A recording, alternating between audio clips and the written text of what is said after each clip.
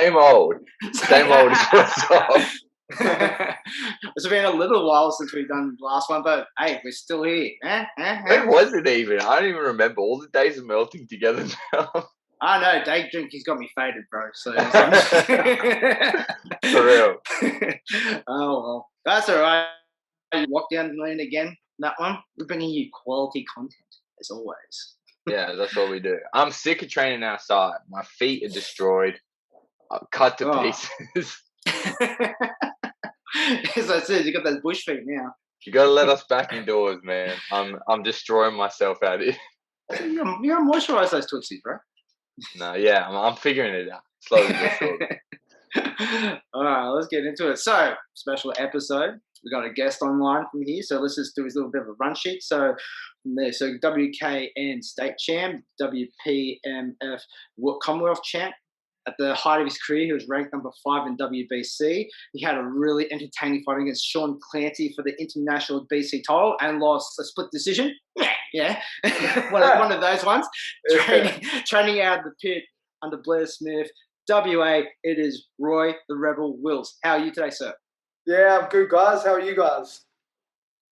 I'm good. Yeah, we're hanging in there. Yeah, we're hanging in there. That's good. That's good. So, Roy, so first time you've been on the podcast. Let's let everyone know like your background story. So, like, we really want to dissect like parts of your career. And so, like, what got you first into Muay Thai, and your first experiences? Yeah. So, I first got into Muay Thai when I was real young. So kindergarten. So I would have been about 4 or 5 years old. So yeah, really, really young. And I was lucky enough to attend the same kindergarten that Toby Smith was going to as well. We all know Toby very well, I'm sure. WA legend. So yeah, basically what it was is my parents met Blair because Toby and I were friends, and Blair suggested to my parents, why don't you get Roy to come and do Muay Thai with Toby? He's always down at the gym, kind of instead of playing Oz kick or maybe what the other kids were getting into at that age. So yeah, my parents were like, yeah, sounds good. Took me down, and basically, yes, I trained there from about 5 to I think about 11. So yeah, so that must have been like the roughest kindy going in the States. Yeah. No, it was Mundy John Kindy. Shout out to Mundy. That's where I grew up, out in the bush a little bit. So, it was good kindy. Had good mates there. And obviously, yeah, me and Toby grew up all through primary school together as well, and the whole time training together. So, it was great. Yeah. So, you trained there for a fair bit. Like, I guess, like, WA works a bit different than other states as well. So, like, when did you actually start getting into the competition side of Muay Thai then? So Toby and I had a lot of demonstration bouts, obviously with no result because we were training out of the same gym. We both of us were matched a lot when we were younger, but just because of kind of how the shows were, nothing really ever followed through. Like maybe a kid would pull out or anything. So I always remember it was always just me and Toby kind of doing demo bouts. It wasn't until I was 16 that I had my first proper fight that went on my record. So I started training again at 15. I had a bit of a 5-year break from 11 to about 15. And then I came back and had my first fight at 16. So you took that break, kind of like you started out as a kid training, alongside Toby and Blair. Took that break, still went back to training with Blair at the pit, right? So it was only ever like you started alongside Toby so young, and you only ever trained out of one gym, right? Yeah, correct. Yeah. So Blair was still fighting when I first started, and then obviously my parents went to Blair's very last, like his retirement fight, and obviously I was training at the gym then, and then trained with Blair the whole time.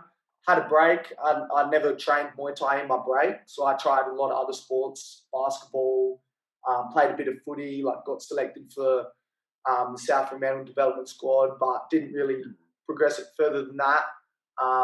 Played a bit of music. I play the drums, so I was in a band for a bit, and then went back to the same gym when I rejoined and been there ever since. Still there now, coaching. So When you took that bit of a break, did you find any like? Did you think now, if you look back now, that it was kind of beneficial, a bit like to try and get different motor patterns, learn different things? Like famously, Lomachenko has a similar story where like his dad made him take a break from boxing, did like folk dancing or something like that, and improved his footwork.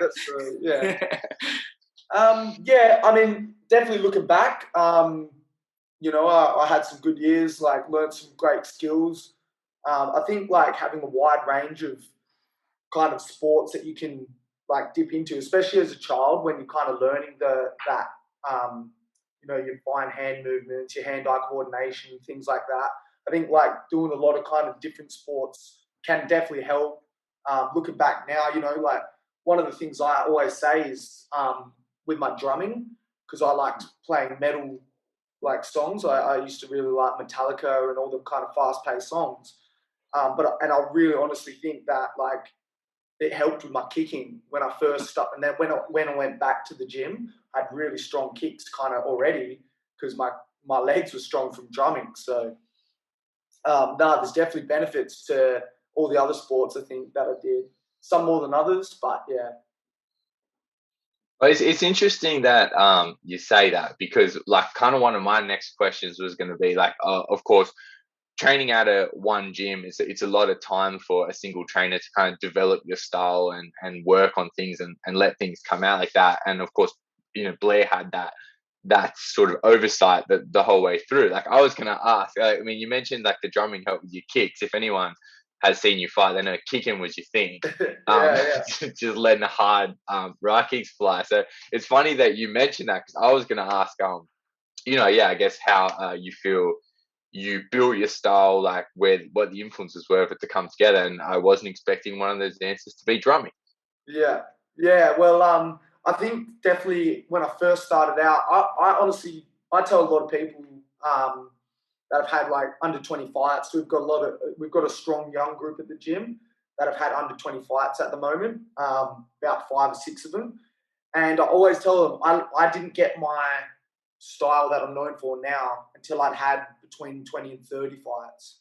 Before that, I kind of was still finding my rhythm. I always did have strong kicks, but it wasn't until I found that kind of like slow, hard kick in the arm style until around the 20 fight mark.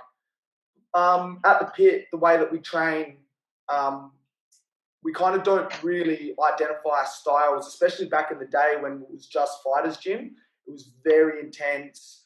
Kind of didn't get much time at the gym to really nail in and focus on like one specific technique. It was all just kind of go, go, go.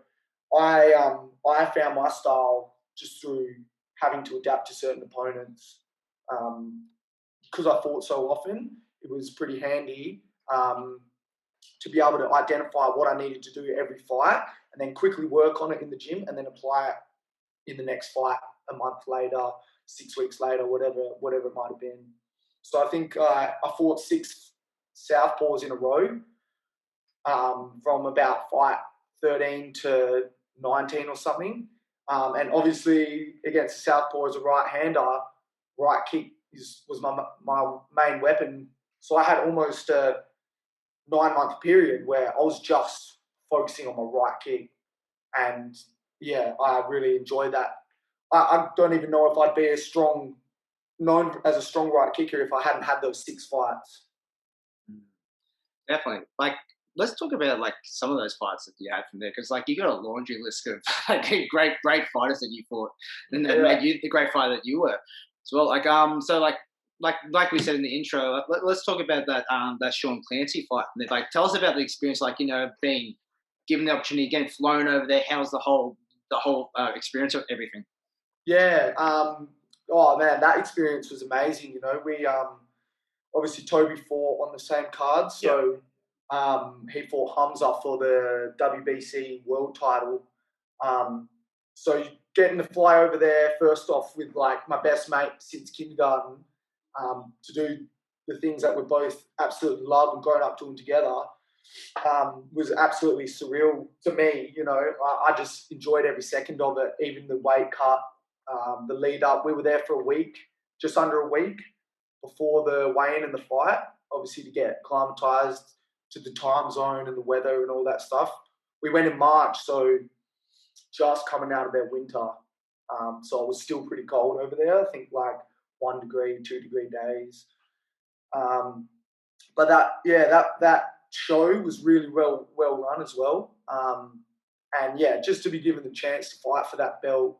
I think I was ranked number 5 at the time, and I was fighting Sean Clancy. I think he was ranked 3. So the winner of us two was able to fight for the world title.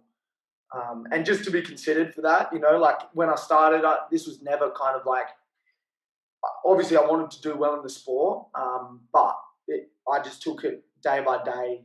And to get there and then to kind of look back and realize like, wow, what a journey it's been. It was just amazing. We got treated really well over there. And yeah, the bonus was as well, the day after the fight was St. Patrick's Day in Dublin. So good timing. Went off, yeah. So of course, like the trip over to Ireland to fight Sean was a big one, but you've got a massive resume outside of that. Like a lot of people remember the TUM fights, fought all like that. Your weight in WA, especially, like such like a talent, like a really rich talent pool. I guess outside of that, which sort of fights on the Australian scene, I guess now that it's come to a close, stand out as highlights for your career? Oh man, there's so many. I've actually got a list. I'll just quickly put it up. It'll give me some quick reminders. But over the years, I've had, obviously, like you said, a lot of good fights against a lot of strong Aussies. Had a lot of fly-ins here, but some of my highlights, obviously, when I was 19, I fought Dane Daddy Cool, who at the time when I fought him, he had cleared out the 57 kilo division, and he moved up to 61 kilos. And I think he'd had 4 or 5 fights at that weight against the likes of Mitchell Seth, a couple of others, I can't remember. A couple on Evolution. Flip Street, Flip Street was really good back in the day. And again, he just started clearing everyone out. And when I first started doing Muay Thai, I was watching the Evolution shows on Foxtel, amongst some other shows that were always on Foxtel. And Daddy Cool was like the number one, And I remember being like, oh, I'd love to fight him one day. I wasn't sure if it was going to happen, but obviously it did. And when it did, I called before the fight, like, oh, one of us is probably going to go down here, just because he obviously hits very hard. I wanted to test myself and stand in front of him, hit him back, as hard as I could. And luckily I came off on the winning end of that one.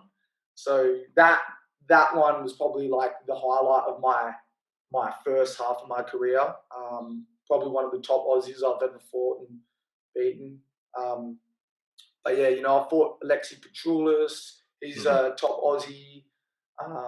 Mitchell Seth I fought twice, who back in the day he was very, very good, like strong technical fighter. So many. I've got I fought Sonny Vanathy. He's a New Zealand fighter, but 60 fight veteran. When I was 19, I fought him. Yeah, too many to count. Joe Concha twice. Yeah, the Concha fights were good. Yeah. So we were one apiece. Both fought in the first round of tournaments. One was on Rebellion and one was on Warriors Way. Yeah. Prelim, Evolution prelim eliminator or something like that. So many. Ramesh, I fought Ramesh. Yep. Chad Collins, I fought Chad Collins, who's doing very well. He just had his comeback fight against Ramesh. So, yeah, long list. Yeah, long list. Great list. Yeah. So yeah, I remember like the Rebellion tournament, which was at it was like a fitness exhibition. Like it was at the Expo Center. Yeah. How did you find that kind of format when you did? Because you fought like with Sonny, and then I fought I think what's it? The ties. He was here for a little bit. Circle. Yeah. How did you find doing that style like fighting twice in the night against some really stiff competition? Yeah. Well, I have been in, I think, 6 4-man tournaments here in WA. So, like I said before, that weight, 63.5 to 65, is so like populated with just killers. Stack. Even in WA, we've got like myself, Jordan Gofferson, who's another one that I fought a couple of times, Lloyd Dean. We had Jack 300 and Ty, who's living here. He was just wiping up the division back in the day. So I've been in like 6 4-man tournaments, and I absolutely love them. That Rebellion one was the only 8-man I've been in, but I was the only non-Thai to get to the semi-finals in that. Yeah. Yeah. So I think it was myself, Singh Siri, Tum, and the Thai that won it all, Nathsar. Yeah, but I personally love that format. The great thing about like 4-mans or 8-mans is it adds an element of unpredictability, and the best man on the night, the most skilled fighter isn't necessarily going to win, because he might have a really tough matchup in his first fight, and a less skilled opponent might get a lucky knockout, or he might have a better matchup against someone else, and then when they clash in the semis or the final, they're kind of the better man might not win just because he's had harder fights. So I really love that element of tournament style fights. A lot of running storylines and little bits of drama get created. Like you say, like the more skillful, or on paper, the more skillful fighter might come in with a cut from the last fight or something like that. Exactly. His opponent can just go after it. It's just lots of room for drama in the tournament. Yeah, no, I absolutely love them. I froth on them, so it's good. So like getting a little bit more towards the end of your career, from that, like I think there was one fight, one missed opportunity that we all missed out on, was like you were slated to go against Liam Harrison in Perth, and then then the whole world shut down. Yeah. How was your, like, when you firstly get that news, was that like a fight that you were searching for a while, or just drop in your lap, you go, oh man, definitely let's do this? Yeah, so that fight, we've got a very good promotion in WA at the moment, run by Gav and Darius. They run the MTGP. Yeah, so shout out to Gav and Darius, 2 legends. They're promoting really good shows at the moment. But I fought a couple of times on one of the Road to MTGP events, which is a more amateur undercard with a couple of main pro fights. Yeah. And then I fought as so I fought a main event as that, and then I fought on another proper MTGP card. And he came, Gav actually came to me and he goes, Roy, I want to get you fight against Liam Harrison. Will you take it? And obviously instantly I was like, absolutely, what an opportunity. And then he also mentioned, I'm actually going to try and get it for the WBC World Diamond Belt title, which is almost like a sister belt to the actual world title belt. The way I've kind of seen it explained sometimes is like, if there's more than, almost like an interim kind of title, but instead of like just underneath, it's kind of like side by side. I'm not sure exactly what the diamond part of it's about, but even just to be considered for that, I was like, man, absolutely, let's go. All through my career, I've never ever turned down a fight, and I never would have. So obviously my trainer Blair, he was like, yeah, absolutely, let's do it. Yeah, and for the sake of listeners who aren't familiar with the WBC's diamond title, like Yusuf Boganen won one last weekend, Sanchai is a diamond champion, Borkow held a diamond title, like it's a top end belt. I think there's only been 7 or 8 or something like that ever kind of been sanctioned. So so just for but yeah, I'm interested in. I wasn't exactly sure where it fit in the whole picture, but I had always kind of thought of it as a belt that's break out for a bit of a legend fight. Like I thought that was kind of the thing. But yeah, that would have been a sick fight, obviously, but the world went to shit. But I guess I'm interested to hear, like, was Liam Harrison someone that was on kind of your hit list, I guess, as an opponent, or when that was offered, was it something that you had seen as a possibility before, or did it sort of come out of the blue? I guess that's a good question. I kind of when I was younger, like, you know, I had the kind of Dane Daddy Cool level that I wanted to get to. But I always, even with that fight, when it happened, I was kind of like, oh wow, you know, it's kind of, well, that came quick, you know, like it's kind of here. And it's the same thing with the Liam Harrison fight. I guess, you know, kind of getting that international exposure against Sean Clancy, who went on to win the world title, and, you know, having a very good fight against him kind of, I guess, did put me on that kind of level. But I never saw myself in that way. So when it kind of was like, oh, you and Liam, and everyone was like, oh man, that's going to be a really good fight, I was kind of like, I guess so. Yeah, I'm kind of at that stage now. Yeah. So it didn't surprise me, but when I kind of was thinking about it at the time, I was like, yeah, you know, wow, kind of at this level now. Yeah. Yeah, and of course, you know, that fight didn't get to go ahead, and then there was a bit of a break, as with a lot of people. And then when you did eventually come back, you made the decision in advance of your fight with Barry that it would be your retirement bout. Yeah. In advance of the fight with, you know, the scheduled fight with Liam Harrison, did you kind of know it was going to be one of your last couple? Did you have plans to maybe go out on the back of that one, or is that something that developed in the time off? So at the time of the Liam fight, Blair and I had spoken about it, but not in any concrete way. You know, like I did say to him, and I tell everyone now, if I'd fought Liam, whether I won or lost, that would have been like one of the peaks of my career, and probably given the domination team my last fight, and I reckon it would have been the end of that year or middle of next year, which is kind of what it ended up being anyway. Obviously, COVID just delayed all of it. But that Liam fight kind of was going to be like the peak. Like, obviously, if I'd won it and then given, you know, fought a local boy like Barry for the last one, that would have been, you know, probably it for me. So I did have that mind space of like, after that fight, maybe another 6 months, max. So, and Blair and I had spoken about that already before that fight. So so when you did retire and made the decision to retire in that one, did you ever look at things like one, like the format that one does? Did that ever interest you at all? Like, would it still interest you if it ever came about the opportunity? What one are doing, honestly, are great. You know, like great for the sport, great for the exposure.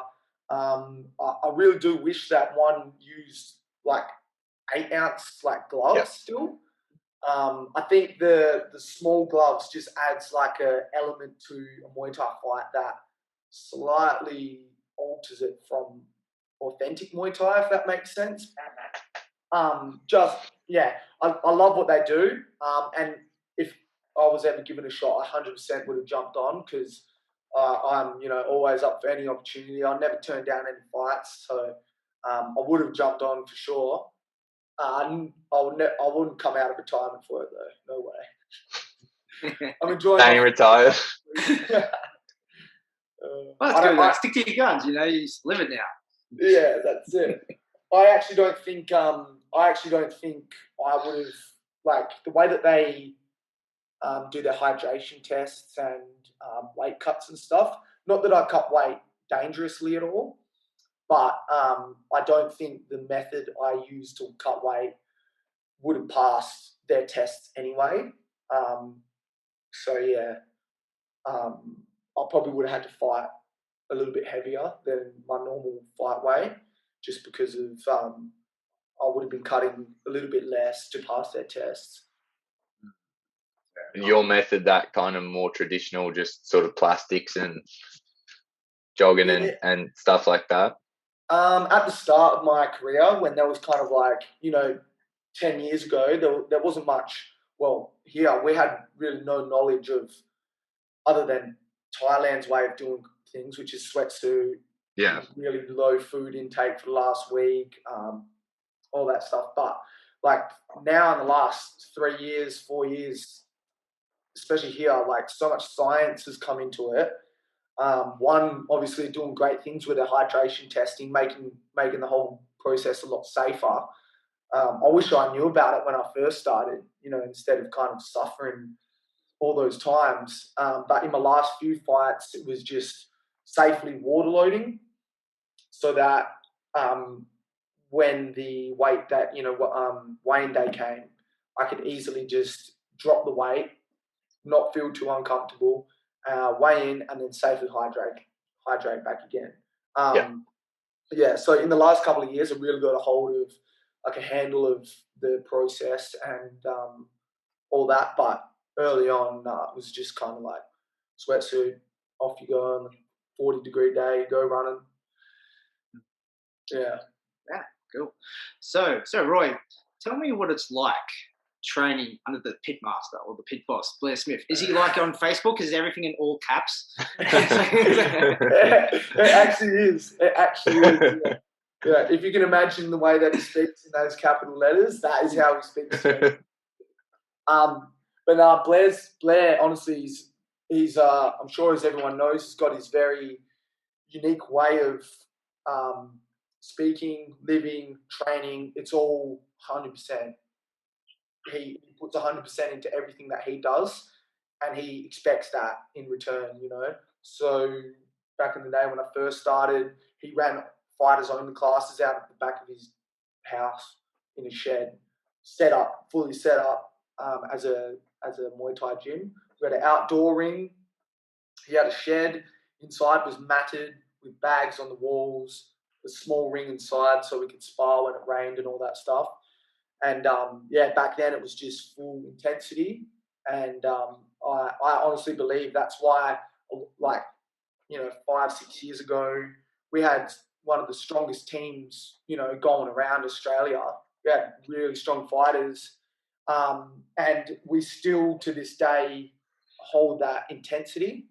So we've moved to a bigger, more kind of like way larger location, bigger gym, but that same intensity from Blair is still there. And he translates that into his intermediate classes and beginner classes as well. So, it's full on, but I think it was needed. We weeded a lot of people out that might have had a couple of fights and done okay, but couldn't keep up with the intensity of the training, which is a shame, but they might have gone on to other gyms and fought and all that and been all right, but the pit style of training didn't suit a lot of people. Like I've seen hundreds of like people with potential come through, not be able to handle, and then leave. Well, let's talk about the pit team. Like from when you were like really making your teeth on the scene from there. So even now, so Insta story from there, Kyle Hardcastle, you got Stephen Lowering. And there's it's still like a really strong team. Can you make some comparisons from like a little bit like later era to now? Yeah. So we're kind of going through a little bit of a rebuild at the moment, as every gym does. You get people that do really well for a while and then they all drop off. Maybe within a year you get like 3 or 4 of really good fighters kind of finish up. So we're going through a slight little bit of a rebuild now. But back in the day, especially when I first started, within the first maybe 3 or 4 years, so we had Toby just absolutely killing it at the kind of peaking at that Aussie level. I was obviously coming up through the ranks. We had Brett Cranewhite back in the day, who was just a 57-kilo weapon. He fought Josh Tonner back in the day. A lot of really strong Luke Pitbull Aaron. I don't know if you guys know or remember him. He was an amazing WMC champion out of Riddler's. And obviously, Riddler's was a really strong gym back then. We fought all those boys We had Brett Crane White, Will Shortland, who was he was an Aussie champ at some point. Just super strong stable of fighters, a lot of young guys, and now we've got, I reckon, that same kind of process happening. But obviously, I in the last year was kind of finishing up, and I see like a really strong group of young potential coming through, like we were 10 years ago.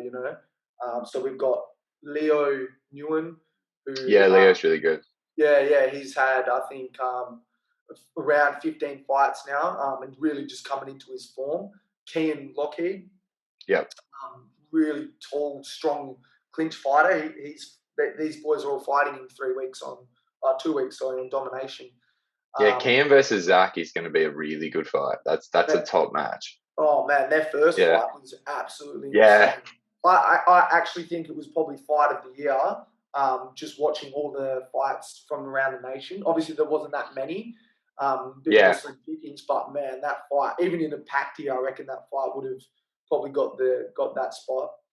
That was a ridiculous fight. Yeah, man, absolutely. And it's probably going to happen again. So it's just those two kind of style of fighters. But yeah, we've got Brandon Hardcastle, so Tyler's younger brother. Yeah. He came to our gym, I think, 8-9 months ago. Had his first fight out of our gym. He's fit in really well, kind of like adapted to our way of training very well. Just kind of like put his chin down, worked hard, and he fought so good at his first fight out of our gym. Also fighting in 3 weeks, and then only really recently Tyler's just come over as well. We can't take any credit for any of his training.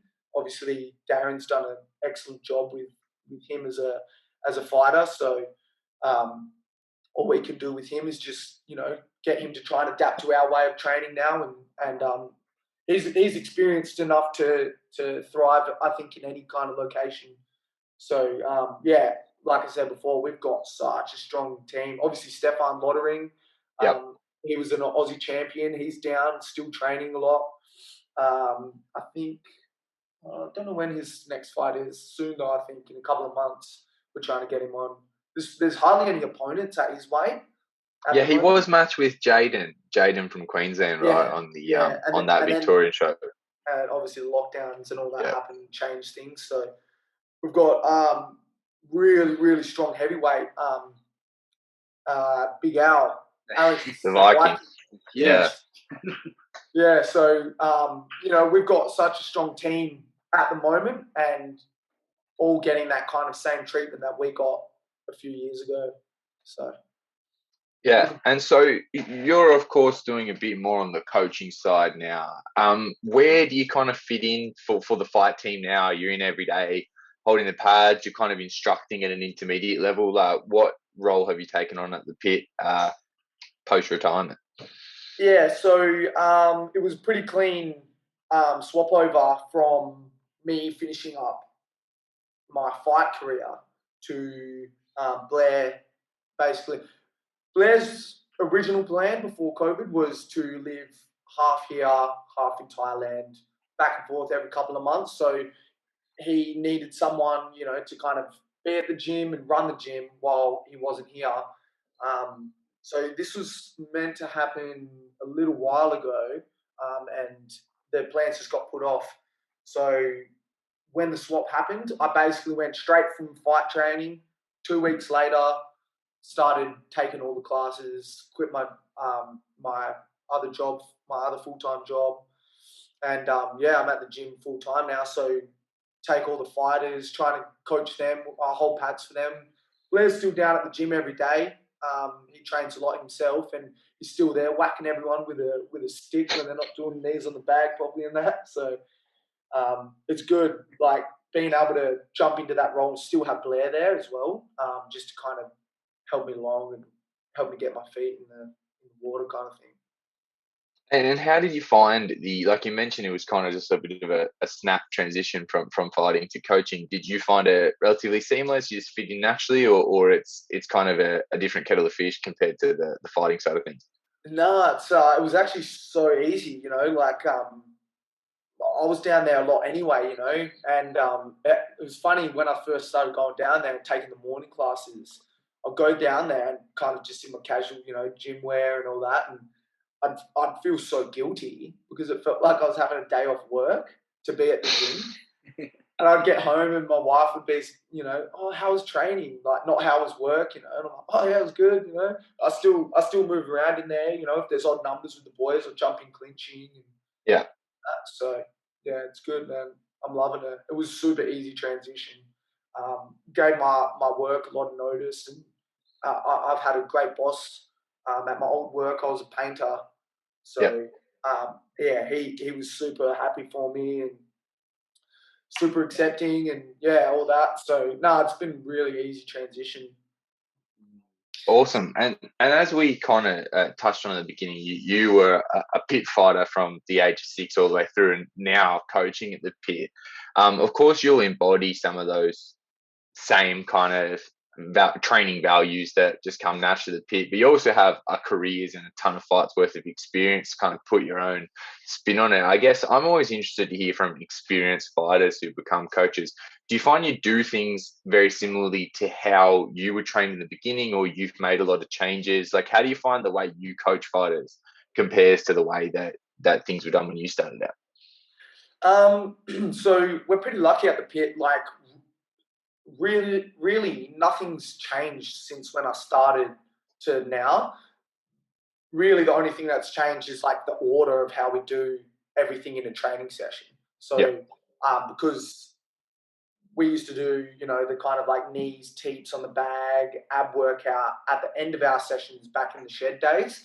But now that we have to kind of clear the mats for the intermediate class after, all we've done basically is shift that part of our training to the middle, and then we spar in the ring, inside the ring, so that the intermediates can start their classes. Yeah. So really, like, structurally, the whole session's the same, which makes it really easy for me because it worked for me. It worked for a lot of really strong fighters out of our gym. So we kind of see no reason to change anything.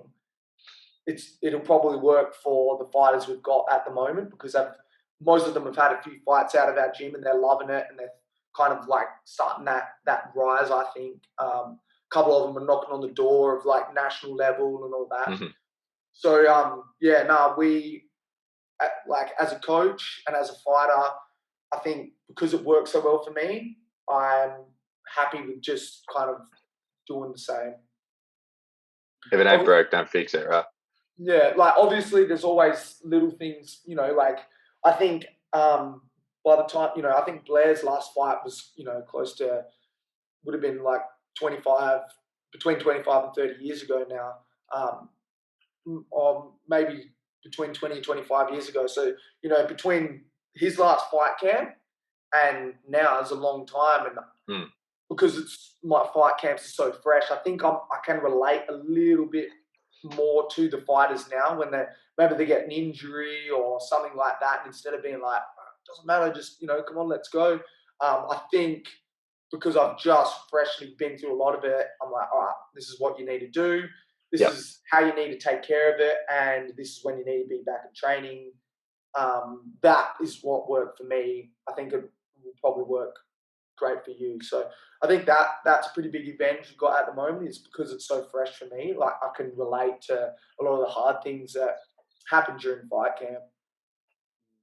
So, like, yeah, with all your experience that you had from your fighting and, like, you know, going coaching around now, do you find yourself imparting, like, you know, like, I guess wisdom over to the fighters now? It's like, if you want to be successful at this game from here, you got to look at the long run kind of stuff.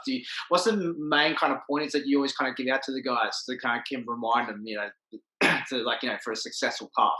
Yeah, no, that's a great question. I've actually been speaking a lot about this to a lot of people. Yeah, someone even from our class was like, "Man, you should do a podcast about this, like, just somehow release all this information."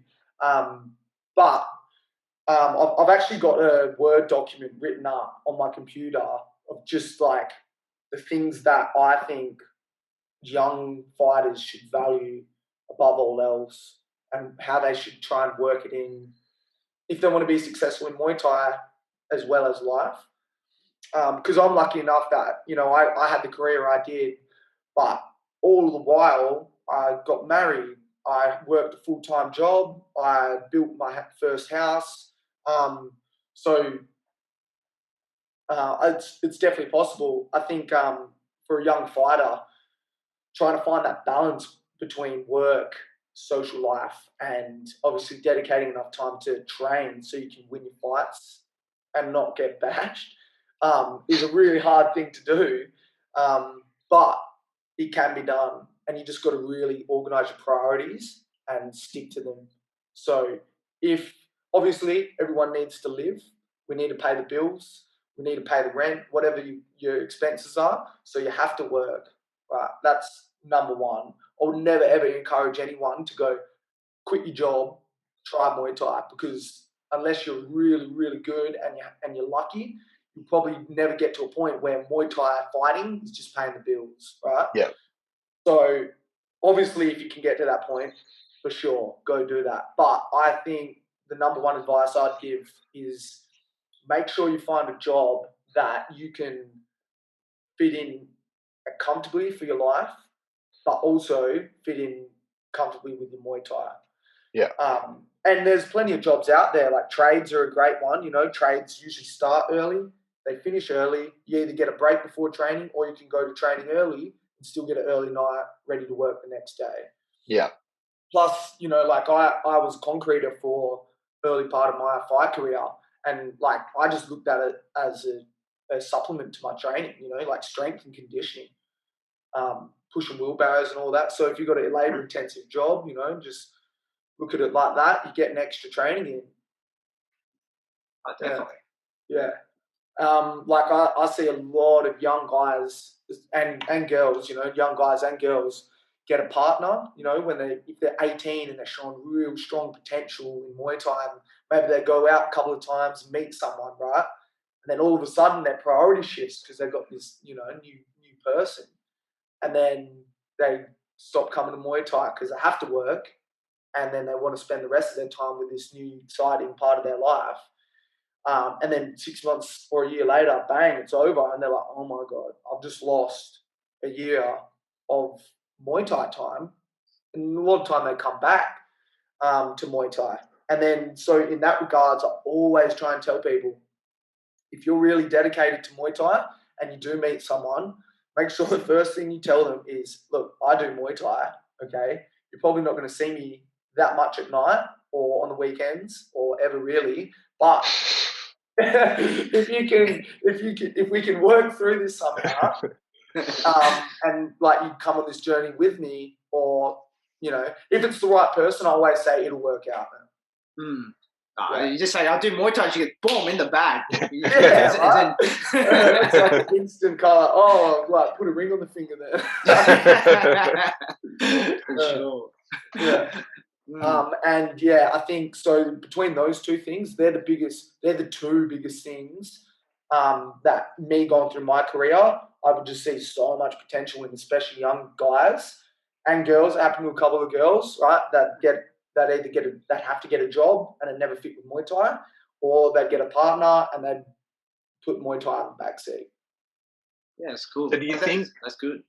Yeah. From a point of like the advice that you give to young fighters who are kind of struggling with that balance, what do you find genuinely like the element of it that they don't understand, or the actual piece of advice they need is just about kind of, are you generally teaching them how to just come up with a way to make it all work, or is it kind of a sacrifice thing? Like, what do you find the thing that they need to change to make it work generally is?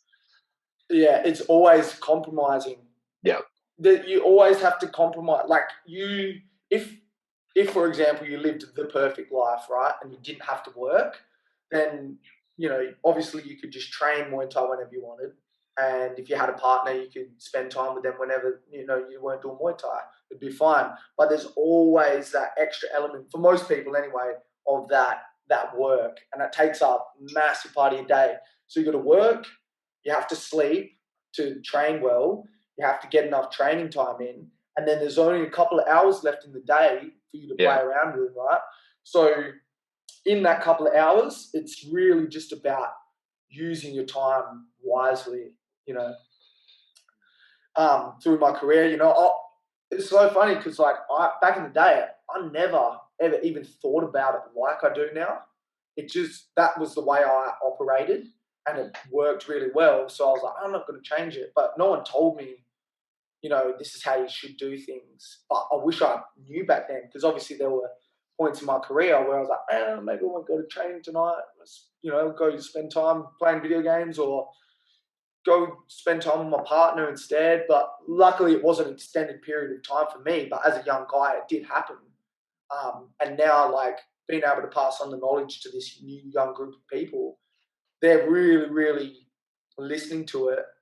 And I think responding quite well, Yeah, man, definitely. So when are you going to make an ebook then? I don't even know what I was doing, man. I just thought, man, I should write this down. Like, I've written down, like, kind of like I don't even know what to call it. I wrote it down in a PowerPoint presentation. It was just like something I was going to give to people that were interested in fighting out of our gym, and it had the gym morals, it had the history of Muay Thai, what it is. It had Blair's history, like the founding of the gym. It had like, information about Toby and like the first good group of fighters that Blair trained, like Oliver Warren back in the day, like the original champions of the pit, and then what we expect out of people when they train out of the gym, because there's a lot of information and every gym's different. That's the thing as well. So I was like, I'm going to write a pit handbook or something. So I've got one written up and it's a very rough draft. And I do want to refine it and kind of like even release parts of it, I guess, just if people are interested. So you mentioned like within that kind of guide, what the gym kind of values are. Like, what are some of the standout values? Like, if you want to be a pit fighter, what do you kind of have to embody? Well, our gym motto, I think, is like the perfect motto, the most fitting motto for like any group of people training together I've ever heard, is the pit never quit. Yeah. So on face value, that really, like, that just means when you're in a fight, you never give up.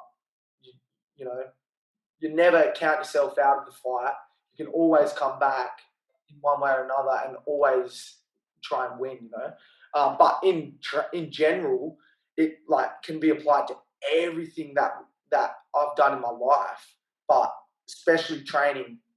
When you're tired on the pads, you don't lay down and say, I'm kind of like tired and I'm giving up and all that. Like, nah. When you're tired, you go for it. So that's probably our number one like motto and like vibe of the gym. But there's a lot, like respect to the trainer. We've got those deep-rooted martial arts, traditional kind of values like respect, honor, respecting your teacher, respecting your teammates, helping each other. Obviously, when you're in the ring, you're in there by yourself, but you actually have a full team behind you, that have helped you get to that point. So we're very, very like family orientated at that gym. Anyone that kind of dedicates a certain amount of time to the pit, we welcome with open arms, and you just join the family. Oh, nice. It's great to hear that. Yeah. So I think we're approaching the end of our time here. Plus my internet connection's kind of starts down a little bit here. As always. It just goes an hour. Oh, no. Shut it down. Pandemic podcast. Pandemic podcast. All right, Roy. It's been really awesome talking to you. There's even just that last part, especially giving advice to the people out there. Like, fights come up, there's a totally different spin that you did on it. But it's it's one of the biggest points, that overlooked points of fighters nowadays. It's making the right compromises, and it's a balancing act that you always have to rejuggle. There. So I thought that was really awesome advice. So where can people catch you, like social media wise, or if they want to contact you, even to ask you for your advice? Yeah, for sure, man. I always highly encourage, young fighters, if they're ever unsure about anything, just reach out. I'm very approachable online. My Instagram is probably the best place to to contact me. It's just Roy_the_rebel. It's a public page, so anyone can message, and like that. That's probably the number one thing that I think I want to try and pass on is just. I think there'd be so many good fighters if they had that knowledge now that would have never given up or had to compromise on Muay Thai. Like, you can always find little compromises in life that enables you to do exactly what you want. You just got to be hardworking enough to find them. So, yeah. Absolutely. Awesome.